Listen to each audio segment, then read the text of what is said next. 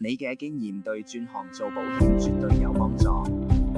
一，你懂得同人溝通，日日對住三教九流嘅客人，落單、傳菜、應付投訴，已經練成一身睇眉頭眼額嘅本事。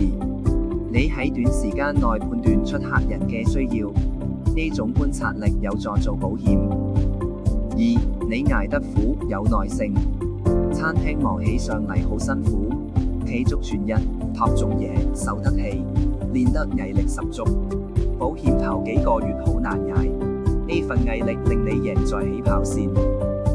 三，你有團隊合作精神，樓面同廚房要完美配合，你明白點樣同人合作。遇到要做大公司強積金，一定要識得點樣同人夾。四，你服務態度一流，點樣令客人食得開心，下次會再嚟，你再熟練不過。保險其實都係服務業，要服務客戶幾十年，你已經識得令客賓至如歸。要適應嘅地方就由客人揾你變你揾客人，餐廳喺客人行入嚟，你提供服務。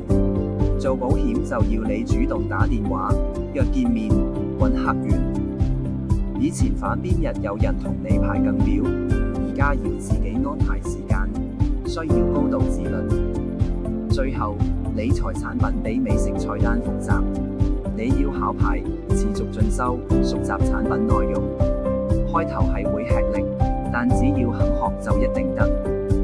總括嚟講，你已經有待人接物嘅基礎，只要你適應到主動揾客，肯持續學習，就可以成為嘅保險中介人。